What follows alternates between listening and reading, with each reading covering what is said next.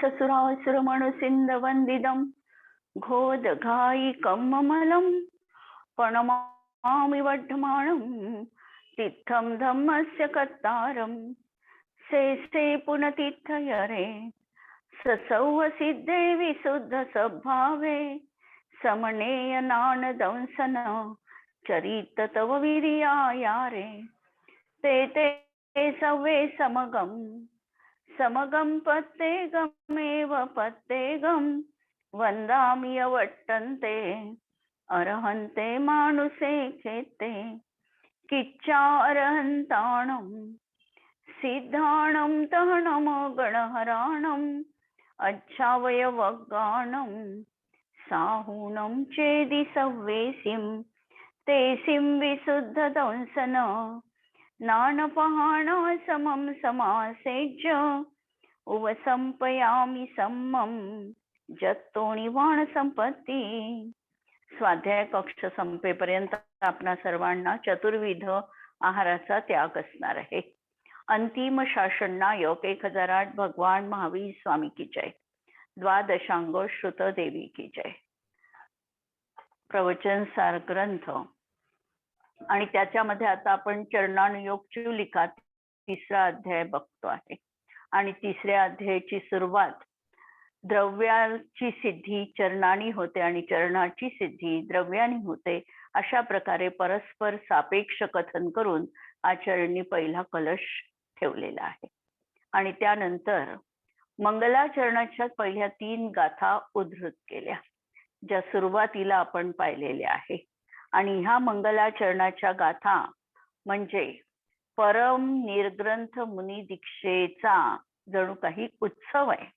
मंगलाचरणाच्या रूपाने पंचपरमेष्ठीचं स्मरण करून आचार्य कुंद देव मुक्ती लक्ष्मीच्या प्राप्तीसाठी साम्यभाव धारण करत अप्रतिहत पुरुषार्थ जणू करत आहे.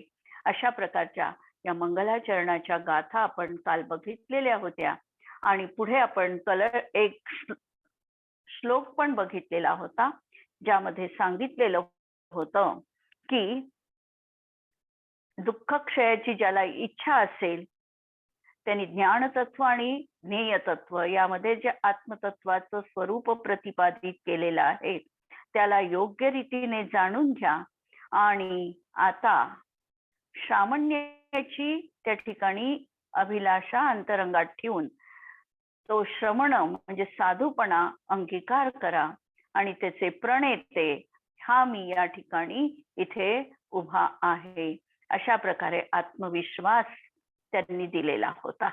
आणि यानंतर गाथा येणार आहे ती श्रमण होण्याची जो इच्छा असते ज्याच्या अंतरंगामध्ये तो काय काय करतो आणि कशा प्रकारे त्याचं वर्तणूक असते आचरण कशा प्रकारचं असतं हे आता 202 गाथेमध्ये सांगत आहे. आपिच्छ बंधुवग्गम विमोचिदो गुरुकलत्त पुत्तेहिं आसिज्य नानदंसन चरित तव वीर्यायारम्. आपिच्छ बंधुवग्गम विमोचिदो गुरुकलत्त पुत्तेहिं आसिज्य नानदंसन चरित तव वीर्यायारम्. ज्या वेळेला दीक्षेचा भाव अंतःकरणामध्ये उत्पन्न झालेला आहे त्यावेळेला अंतःकरणात पंचपरमेष्ठीचं स्मरण नित्य असणार आहे. गुरु देखील ते शोधणारच आहे की कोणत्या गुरूंच्या साह्याने आम्ही या मुनी दीक्षांचा अंगीकार करावा. देवशास्त्र आणि गुरु यांच्या सानिध्यामध्ये हा निर्ग्रंथ दीक्षा समारोह साजरा केला जातो. या आधी त्या जीवाची भूमिका कशी असते तर बंधुवग्गम आपिच्छ जे बंधुवर्ग आहे त्यांना विचारून नंतर गुरु कलत्त आणि पुत्तेहिं विमोचितो. गुरु म्हणजे जे मोठे आहे वडीलधारी आहे त्यांना. नंतर कलत्र म्हणजे स्त्री आणि पुत्र या सगळ्यांना विमोचितो यांच्या सगळ्याकडून मोकळीक घेऊन की मी आता दीक्षा घेणार आहे आणि त्यांना तशा प्रकारचं सांगून नान दंसन चरित तव वीर्यायारम आसिच ज्ञानाचार, दर्शनाचार, चारित्राचार, तपाचार आणि वीर्याचाराचा मी आश्रय घेऊन आता विरक्त होतो. कारण श्रमण ज्या वेळेला म्हणतात 5 आचारांचं पालन त्यांच्या जीवनात असतं. 5 आचार कोणते? तर दर्शनाचार, ज्ञानाचार, चारित्राचार, तपाचार आणि वीर्याचार. जेव्हा आम्ही साधू परमेष्ठीचे जाप देतो त्यावेळेला ह्या 5 आचारांचं आम्ही स्मरण करतो. तर हे 5 आचार त्यांच्या जीवनामध्ये असावे लागतात आणि म्हणून त्यांनी पहिल्यांदा सांगितलं की मी ह्या 5 आचारांचा आता आश्रय घेणार आहे. तत्पूर्वी सर्वांची मी परमिशन, त्यांची आज्ञा घेऊन आलेलो आहे आणि गुरूंना त्या ठिकाणी विनंती आहे की मला आता तुम्ही दीक्षित करा.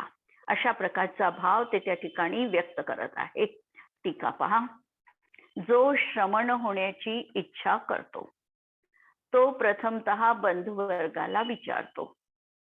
वडील मंडळी, स्त्री आणि पुत्रापासून आपली मुक्तता करून घेतो आणि ज्ञानाचार, दर्शनाचार, चारित्राचार, तपाचार आणि वीर्याचाराचा अंगीकार करतो. तो येणेप्रमाणे बंधुवर्गास अशा प्रकारे विचारून परवानगी घेतो. अहो, या माझ्या शरीराच्या बंधुवर्गामध्ये प्रवर्तमान आत्म्यांनो, शरीर तर प्रत्येकाचं आहे आणि शरीरामध्ये जो आत्मतत्व विद्यमान आहे या आत्मतत्वाला आता विचारणा ते करत आहे. हा माझा आत्मा यत्किंचित देखील तुमचा नाही असे आपण निश्चयाने समजा. कोणतेही 2 साधर्मी आत्मे असतील तरी देखील ते एकमेकांचे असू शकत नाही. देहाच्या मुळे त्या ठिकाणी बंधुत्वाची भावना जरूर आहे. एका आईच्या उदरी जन्म घेतल्यामुळे त्यांच्यामध्ये व्यवहारनयाने बंधुपणा संभवतो. पण निश्चयनयाने जर बघितलं तर कुणीही कुणाचा बंधू नाही. प्रत्येकाचा आत्मा हा स्वतंत्र असणार आहे आणि म्हणून या स्वतंत्रतेची ही या ठिकाणी आराधना सुरू आहे. म्हणून मी आपणास विचारून आपला निरोप घेतो आणि ज्याची ज्ञानज्योत प्रगट झाली आहे असा हा माझा आत्मा आज स्वतःच्या आत्मरूपी आपल्या सनातन अनादिकालीन बंधूजवळ जात आहे. आता माझ्या अंतरंगामध्ये भेदविज्ञानाची ज्ञानज्योत प्रगट झाली आहे.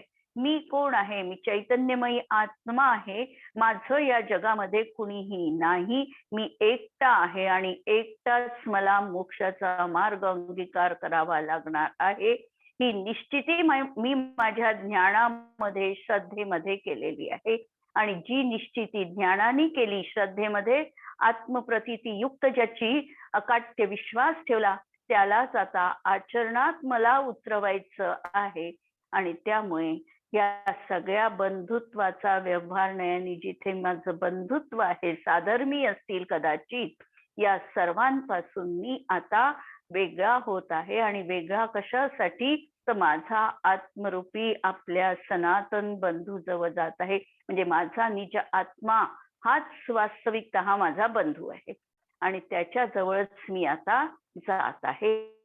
अशा प्रकारचा हा पहिला भाग सांगितला. दुसरा, अहो या माझ्या शरीराच्या जनकाच्या आत्मन, अहो या माझ्या शरीराच्या जननीच्या आत्मन, हा माझा आत्मा आपणा करवी उत्पन्न केलेला नाही असे आपण निश्चयाने जाणा. जरी व्यवहारामध्ये आई वडिलांच्या मुळे मुलाची उत्पत्ती झाली असं म्हणण्यात येतं, तरी निश्चयाने आत्मद्रव्याला कुणीही कधीही जन्म देऊ शकत नाही. प्रत्येकाचा आत्मा हा अनादी आहे आणि अनंत काळ असणार आहे. त्याला कुणी खंड करू शकत नाही, त्याला कुणी छेद देऊ शकत नाही, त्याला अग्नी जाळू शकत नाही आणि त्याला पाणी देखील नष्ट करू शकत नाही. असं आत्म्याचं साम्राज्य आहे. आणि तरी देखील व्यवहाराच्या भूमिकेमध्ये जन्म झाला तर हा उत्पन्न झाला किंवा मरण आला म्हणजे द्रव्य प्राणाचा वियोग झाला त्यावेळेला तो मृत्यूला पावला, अशा प्रकारचं कथन करण्यात येतं. आणि याच दृष्टीने द्रव्य प्राणांचा संयोग झाला, अशा त्या संयोगाला देणाऱ्या माझ्या आई वडिलांना आणि आई वडिलांना म्हणजे त्यांच्या आत्मतत्वाला या ठिकाणी संबोधन आहे की तुम्ही माझा आत्मा निर्माण करू शकले नाही किंवा कुणीही करू शकत नाही, आणि म्हणून आता या आत्म्याला मोकळं करा. ज्याची ज्ञानज्योत प्रगट झाली आहे असा हा आत्मा आज आत्मरूपी आपल्या अनादि जनकाजवळ आता जात आहे.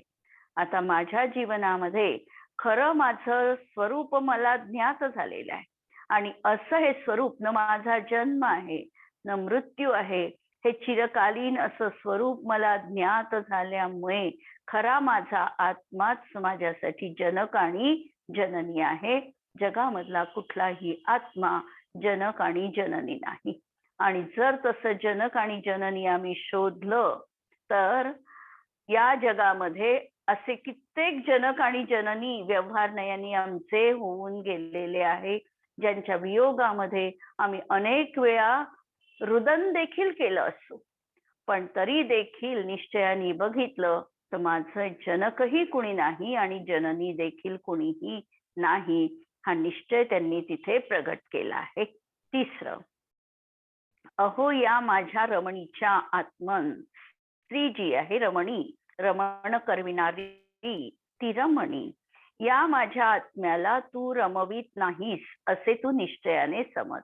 वास्तविकतः आत्म्यासाठी रमण करण्यायोग्य एकच स्थान आहे, ते म्हणजे स्वतःचा निज चैतन्य स्वभाव. या स्वभावात त्यांनी वास्तविकतः रमण व्हायला हवं. पण देहाला जी रमविते ती रमणी असं व्यवहारामध्ये जरी म्हटल्या जात असलं तरी देखील वास्तविकतः त्या आत्म्याचा आणि माझा कोणताही संबंध नाही, ही गोष्ट त्यांनी निश्चयाने इथे आपल्या अंतरंगामध्ये दृढ प्रतीतीमध्ये विश्वासामध्ये ठेवलेली आहे. अभिप्रायामध्ये त्यांच्या तेच आहे, आणि ज्ञानाची परिणती देखील तशाच प्रकारची झालेली आहे. म्हणून या आत्म्याला सोड. आता ज्याची ज्ञानज्योत प्रगट झाली आहे असा हा आत्मा स्वानुभूती रूपी आपल्या अनादि रमणीच्या जवळ जात आहे. आता केली करायची आहे, क्रीडा करायची आहे ती माझ्या ज्ञानतत्वाशी. म्हणून स्वानुभूती रूप जे ज्ञानतत्व आहे यामध्येच मी आता अविरतपणे अप्रतिहतपणे रमण पावणार आहे. अहो या माझ्या शरीराच्या पुत्रांच्या आत्म्या, माझ्या शरीरापासून उत्पन्न झालेले जे पुत्र आहे या माझ्या आत्म्याचा तू उत्पन्न केलेला पुत्र नाहीस असे तू निश्चयाने समज. जसे जनक आणि जननी माझे होऊ शकत नाही तसं त्रिकालवरती निश्चयाने जर बघितलं तर पुत्र देखील हा स्वतंत्र आहे, त्याचंही आत्मद्रव्य स्वतंत्र आहे.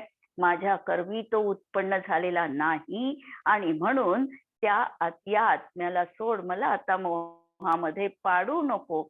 मोह पुरे झाला आणि आता माझी ज्ञानज्योत प्रगट झाली आहे असा हा आत्मा आत्मरूपी आपल्याच अनादि पुत्राजवळ म्हणजे जन्याजवळ जात आहे. म्हणून हा माझा पुत्र कोणता असेल तर माझी शुद्ध वर्तन करणारी प्रतिसमयाची पर्याय हाच माझा जणू काही पुत्र आहे, आणि या पुत्राजवळच मी आता जात आहे. म्हणजे प्रत्येक पर्याय माझी स्वानुभूती जन्य असावी अशी माझी अभिलाषा आहे. आणि याप्रमाणे संबोधन करून वडील मंडळी स्त्री पुत्राधिकांपासून स्वतःची सुटका करून घेतो. याप्रमाणे तो पंचाचाराचा स्वीकार करतो. 5 आचारांचा तो स्वीकार कसा करतो? 5 आचारांचा विचार करताना त्याच्यामध्ये निश्चयनयाचा भाव किती दृढ बनलेला आहे हेही आपल्याला पाहता येऊ शकतं. व्यवहारामध्ये आम्ही पंचाचार लावताना ज्ञानाचार जर आम्ही लावत असू तर त्या ठिकाणी काल, विनय, उपधान, बहुमान, अनिन्न, अर्थ, व्यंजन आणि तदुभय यांनी संपन्नता हे ज्यांचं लक्षण आहे अशा ज्ञानाचार. तू शुद्ध आत्म्याचा कुणीही नाहीस हे मी जाणतो. तथापि तोपर्यंतच मी तुझा आश्रय घेतो की जोपर्यंत तुझ्या प्रसादाने शुद्ध आत्म्याला प्राप्त करतो. जीवनामध्ये आपण जेव्हा सम्यक ज्ञानाचं स्वरूप बघतो आणि सम्यक ज्ञानाचे 8 अंग बघतो. 8 अंग बघत असताना आम्ही जाप्य रत्नत्रयामध्ये देतो सुद्धा.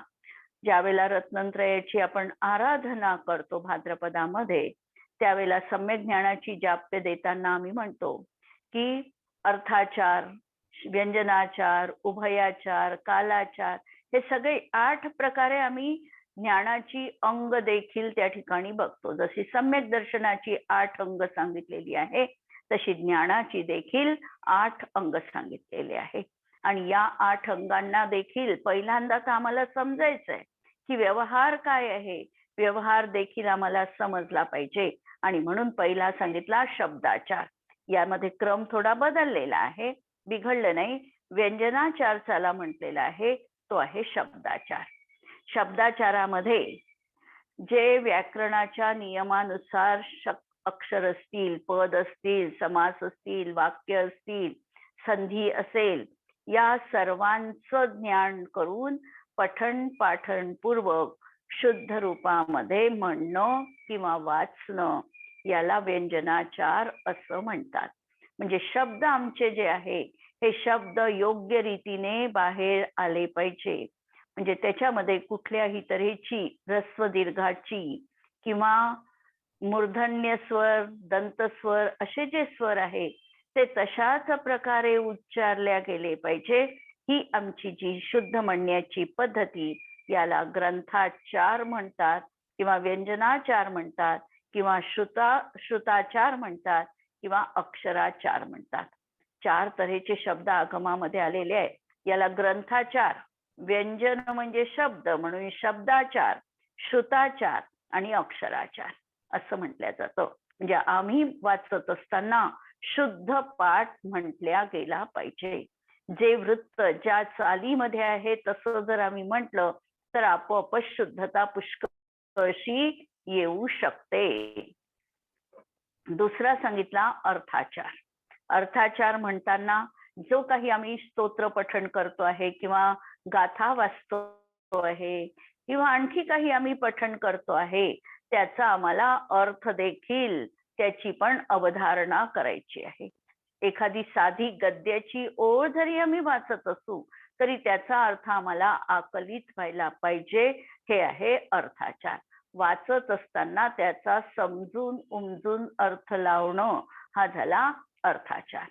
उभयाचारामध्ये आमचं पठण पाठणही शुद्ध असावं आणि आम्ही अर्थाची देखील अवधारणा करत जावी.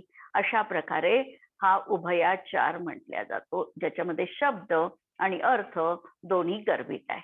नंतर कालाचार. कालाचारामध्ये शास्त्र वाचायचं ते विशिष्ट काळामध्ये वाचावं लागतं. दिवसाचे 4 संध्याकाळ आहे. एक सूर्योदयाचा संध्याकाळ, एक मध्यान्हचा संध्याकाळ, एक सूर्यास्ताचा संध्याकाळ आणि एक रात्री 12चा संध्याकाळ. या संध्याकाळामध्ये हा शास्त्र स्वाध्यायासाठी अनुकूल काल म्हटल्या जात नाही. याच्या 2 घटका आधी आणि 2 घटका सोडून अशा तऱ्हेने आम्हाला हा शास्त्र स्वाध्यायाचा काल सांगितलेला आहे. या कालाचं पालन करायचं असणार आहे. कधीही सूर्योदयाची जी संध्याकाळ आहे म्हणजे संध्या समय आहे, त्यावेळेला तो काळ आमचा शुद्धोपयोगासाठी निर्धारित आहे. त्यावेळेला आम्ही सामायिकादीच क्रिया करायला पाहिजे आणि नंतर येणारा 2 घटकानंतर असणारा काळ हा मात्र स्वाध्यायासाठी अनुकूल काल मानला गेलेला आहे. म्हणून 4 संध्या समय सोडून जो काही वेळ आहे तो शास्त्र स्वाध्यायाचा वेळ आहे. हा कालाचार देखील स्वाध्यायाच्या वेळेला पाळावा लागतो. नंतर समजा वज्रपात होत असेल किंवा सूर्यग्रहण असेल, चंद्रग्रहण असेल, तुफान वादळ वगैरे सुटलं असेल किंवा शेजारीच कुठे मृत्यू झाला असेल तर हा देखील काळ स्वाध्यायासाठी निषिद्ध काळ मानला जातो. यानंतर विनयाचार. विनयाचारामध्ये दोन्ही तऱ्हेचे विनयाचार बघायचे आहे, आभ्यंतर विनयाचार आणि बाह्य विनयाचार. आभ्यंतर विनयाचारामध्ये जिनवाणीची भक्ती अंतःकरणामध्ये ओतप्रोत भरून असली पाहिजे. जिनवाणी विषयी अत्यंत आदरपूर्ण भाव जीवनात असला पाहिजे. जुने आचार्य ज्यांनी ही ग्रंथ संपदा एवढी लिहून ठेवलेली आहे त्यांच्या विषयी वारंवार विनय आमच्या अंतःकरणात यायला पाहिजे की ते इतका काळ कसा त्यांचा स्वाध्यायामध्ये लिखाणामध्ये पठणामध्ये घालवत होते आणि त्याविषयी आमच्या मनात सातत्याने आदर असला पाहिजे. हा झाला आभ्यंतर विनय. आणि बाह्य विनयामध्ये ज्या वेळेला शास्त्र स्वाध्याय आम्ही करतो त्यावेळेला आमचे हात पाय हे स्वच्छ धुतलेले असावे, पवित्र जागा स्वाध्यायासाठी घेतलेली असावी आणि नमस्कार पूर्वक शास्त्राचं पठण सुरू करायचं आहे आणि शास्त्र समाप्तीनंतर देखील पठण करून शास्त्र योग्य जागी विराजमान करायचं असतं. ही झाली बाह्य विनयाचार. नंतर उपधानाचार. उपधान सहित आराधना करणं, अर्थात ती गोष्ट आमच्या लक्षातच राहील अशा प्रकारे मी विसरणार नाही अशा प्रकारे ठरवून एक संकल्प करून त्याचं पठण करणं एकाग्रतेपूर्वक, याला म्हणायचं उपधानाचार. की लक्षात घ्यायचं की मला आज जे काही शिकायचं आहे ते अत्यंत मन लावून शिकायचं आहे, याचं मी विस्मरण होऊ देणार नाही. आणि विस्मरण व्हायचं नसेल तर एक कला जीवनात जोपासायची की 48 तासांच्या आत त्याला परत रिव्हिजन करायची.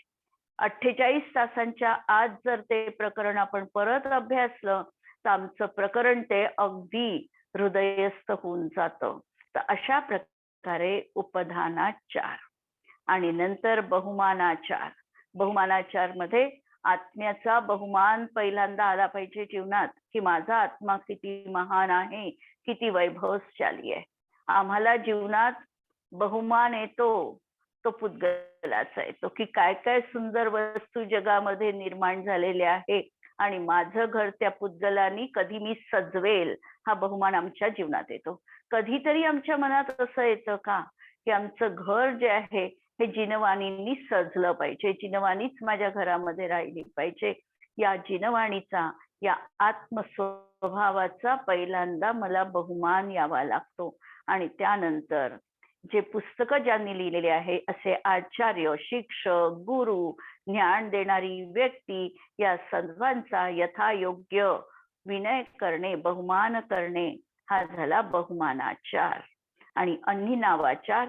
ज्या गुरूंच्यामुळे आम्हाला शास्त्राचं ज्ञान झालं असेल त्यांचं नाव न लपविणे, त्यांचा बहुमानपूर्वक स्पष्ट निर्देश करणं याला अनिन्वाचार असं म्हटलं जातं.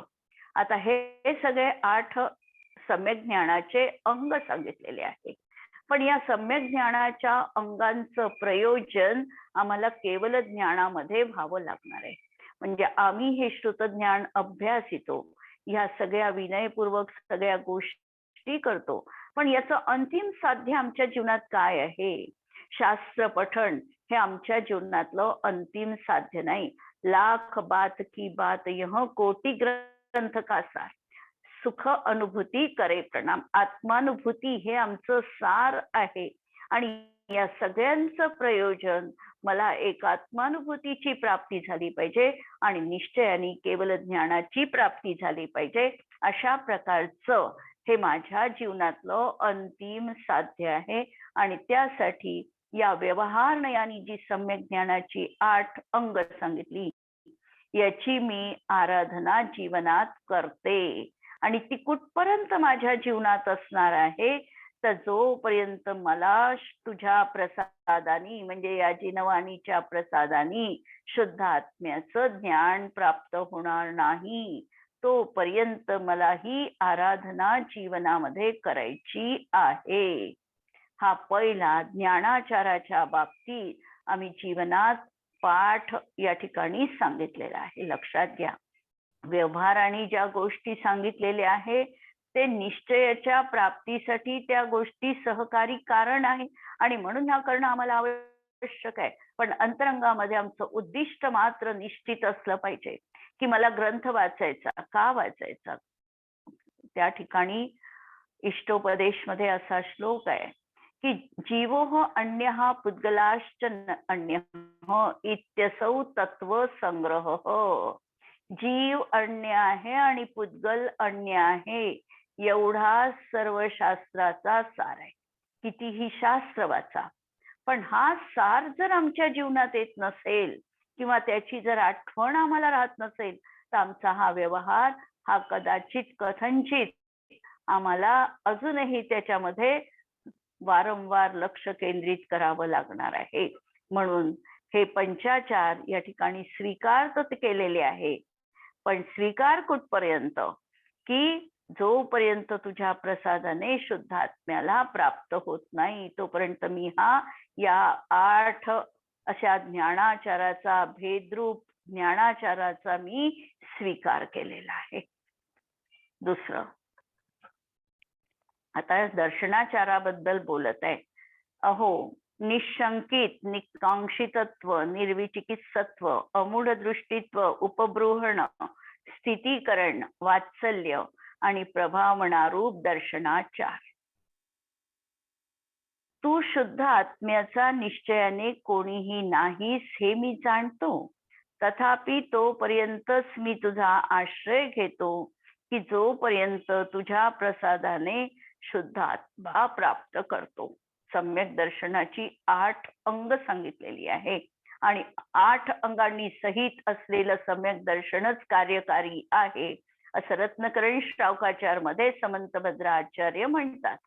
मग आता याची आणि याची सांगड कशी घालायची, तर हे 8ही अंग प्रथमतः तर आम्हाला समजावे लागणारच आहे, कारण या अंगांची पूर्ती असल्याशिवाय सम्यक दर्शनाची पूर्तता म्हटल्या जात नाही. एकही अंग कमी असेल तर सम्यक दर्शन त्या ठिकाणी परिपूर्ण नाही असं आम्ही मानतो आणि म्हणतो पण, आणि त्यात गैर पण नाही.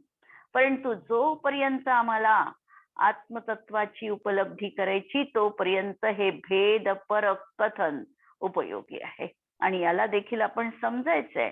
निशंकित अंग म्हणजे कुठल्याही प्रकारची 7 तत्वांविषयीची श्रद्धा, शंका नसणं, पंचपरमेष्ठीबद्दल शंका नसतं, किंवा मी आत्मा आहे की नाही इथेच जर आमची शंका असेल तर मग कोणत्याच तत्वज्ञानाला अर्थ उरत नाही. पहिल्यांदा तर हा विश्वास हवा की मी आत्मा आहे आणि मी परमात्मा बनू शकतो आणि माझ्यात अनंत वैभव आहे. ही पहिल्यांदा जीवनामध्ये पहिली अकाट्य श्रद्धा आमच्या आत पहिलं झालं. शंका नको कुठल्याही तऱ्हेची, शंका नको याचा अर्थ माझा आत्मा आहे की नाही, आत्मा म्हणजे शरीरच नव्हे अशा प्रकारचा भाव जीवनात नसावा. मी आत्मा आहे ही प्रकाट्य श्रद्धा जीवनात पहिल्यांदा अवतरित व्हावी लागणार आहे. म्हणून निशंकित अंग, निकांक्षित अंग, कुठल्याही प्रकारे स्वर्ग सुखाची किंवा सुखोपभोगाची साधनं माझ्या जीवनामध्ये धर्म केल्यामुळे मला प्राप्त व्हावी किंवा मी जे करतो आहे त्याच्या प्रतिफलन रूपामध्ये मला काहीतरी अशा प्रकारची उत्कृष्ट इंद्रिय सुखाची प्राप्ती व्हावी, भोगभूमीमध्ये जन्म व्हावा, स्वर्गामध्ये माझा जन्म व्हावा, नारायण पद प्राप्त व्हावं, अशा प्रकारची कुठलीही सांसारिक अभिलाषा जीवनामध्ये नसणं हा झाला निकांक्षित अंग. आणि निकांक्षा इच्छारहित असणं. जेव्हा आत्म्याचं स्वरूप यथार्थ रीतीने समजल्या जाईल की माझं माझ्याच जवळ आहे, मला बाहेरून कोणतेही काहीही मिळू शकत नाही आणि मी ते मिळवायची माझी अभिलाषाही नाही, ही जेव्हा भावना होईल तेव्हा खऱ्या अर्थाने हा निकांक्षित अंगाचं पालन करणार. निर्विचिकित्सा अंग, निर्विचिकित्सा अंग म्हणजे स्वभावानी जी असुची काया आहे, हिच्याविषयी रत्नत्रयांनी जी तिचे पवित्र मुनी आहे त्यांच्या शरीराविषयीची घृणा न करणं. अशा प्रकारे हा निर्विचिकित्सा अंग जीवनामध्ये असावं लागतं. माझा आत्मा हा अत्यंत सुची आहे. रागद्वेषादी भाव हे याच्यामध्ये शेवाळाप्रमाणे आहे. रागद्वेषादी भाव हे असुची भाव आहे. माझा आत्मा मात्र परम पवित्र आहे. म्हणून हे आश्रव जे आहे हे दुःख देणारे आहे. माझा आत्मा या दुःखांनी रहित आहे. अशा प्रकारचा हा विश्वास अंतरंगात असणं म्हणजेच निर्विचिकित्सा अंग जीवनात येणं. नंतर अमूढ दृष्टी अंग. कोणत्याही तऱ्हेने चांगल्या मार्गावर समीचीन श्रद्धा असणं, खोट्या मार्गावर श्रद्धा नसणं, याचं नाव आहे अमूढ दृष्टी. मूढपणाची दृष्टी जीवनात नको. जे चुकीचे मार्ग आहेत, जे चुकीचं आहे त्याला चूक म्हणता यायला पाहिजे. आणि म्हणता यायला पाहिजे म्हणजे समजायला पण पाहिजे की ही चूक गोष्ट आहे आणि ती चूक आहे. ही कबुली दिल्यानंतर योग्य काय आहे हे देखील समजायला हवं आहे. म्हणून अशा तऱ्हेने अमूढ दृष्टित्व हे जीवनात असावं लागतं. नंतर उपबृहण, आत्म्याच्या गुणांचा विकास करणं उपबृहण म्हटल्या जातं. आणि उपगुहन असा देखील एक शब्द येतो. आणि उपगुहन याचा अर्थ साधर्मी व्यक्तीचे दोष त्या ठिकाणी चार चौघामध्ये कथन न करणं आणि एकांतामध्ये त्याला त्याची जाणीव करून देणं. धर्ममार्गामध्ये कुणी दोष लावत असतील तर त्याला तशा प्रकारे निवृत्त करणं हे उपगुहन अंग आहे. यानंतर येणार आहे स्थितीकरण अंग. स्थितीकरण अंगामध्ये स्वतःचीच आत्मतत्वामध्ये आरूढ असणारी स्थिती असणं हे स्वस्थितीकरण झालं. तर परव्यक्ती जर धर्ममार्गापासून चलित होत असेल कोणत्याही कारणाने तर तिला परत मार्गामध्ये उपस्थापित करणं हे परस्थितीकरण झालं. नंतर वात्सल्य. आमच्या गुणांवरच आमची अतोनात प्रीती असणं आत्मतत्वावर हे झालं स्ववात्सल्य. आणि परवात्सल्य साधर्मी व्यक्तींबद्दल देखील गुणाचा अनुराग जीवनात असणं, त्यांच्यावरही प्रीती असणं, त्यांची ही वैयावृत्ती करण्याची जीवनात तयारी असणं हा झाला वात्सल्य भाव. आणि प्रभावना, जिनमार्ग कसा उद्योतन होईल या दृष्टीने अथक प्रयत्न करणं. पुस्तक छापणं, प्रवचन सांगणं, करणं, लिहिणं, या सगळ्या गोष्टी, मोठ्या पूजा करणं, ज्याने प्रभावना जीवनात होईल. आणि प्रभावनेसाठी तर पहिल्यांदा म्हटलेलं आहे की स्वतःलाच एवढं विकसित करा, स्वतःचं चारित्र्य एवढं प्रज्वलित असू द्या की आपल्याकडे बघितल्यानंतर दुसऱ्याला देखील काय असतं चारित्र्य, त्याची प्रभावना, त्याची महती सहज कळेल. बोलण्याचाही प्रश्न येणार नाही. किंवा कधी कधी असं म्हटलं जातं अप्रभावना न करणं, चुकीने न वागणं ही देखील प्रभावना असू शकते. म्हणून अशा तऱ्हेने हे 8 अंग दर्शनाचे सांगितलेले आहे, सम्यक दर्शनाचे सांगितलेले आहे. आणि या ठिकाणी सांगतात की तू आपल्या आत्म्याचा, शुद्ध आत्म्याचा निश्चयाने कोणीही नाही. वास्तविकता या भेद परक अशा सम्यक दर्शनाच्या भूमिकेत मला जायचं नाही. कारण मला माझ्या अभेद आत्मतत्वाचीच अकाट्य श्रद्धा अभिप्रेत आहे. ते सम्यक दर्शन, निश्चय सम्यक दर्शन मला जीवनात प्राप्य आहे. आणि तो जोपर्यंत होत नाही तोपर्यंत या व्यवहाराच्या भूमिकेमध्ये मला असावं लागतं. पण निश्चयाची भूमिकाच मला प्रमुख आहे ही गोष्ट. कारण अभेद अनुभूती ही मला आवश्यक नाही, तेच माझं कर्तव्य आहे. आणि ते जोपर्यंत होत नाही ते प्राप्त, तोपर्यंत मी तुझा या भेद परक अशा अंगांचा मी आश्रय घेतो. निशंकित अंग मी पाळण्याचा प्रयत्न करेल अंजन चोराप्रमाणे. निकांक्षित अंगाचं पालन करेल अनंतमतीप्रमाणे. निर्विचिकित्सा अंगाचं उद्यन राजाप्रमाणे. अमूढ दृष्टीमध्ये रेवती राणी प्रसिद्धीला आली. नंतर उपगुहांमध्ये जिनदत्त सेठजी, स्थितीकरण मध्ये पुष्कडाल मुनी, वात्सल्यमध्ये विष्णुकुमार मुनी आणि प्रभावना अंगामध्ये त्या ठिकाणी प्रसिद्धीला जो आलेले आहे, नाव थोडं विसरते आहे.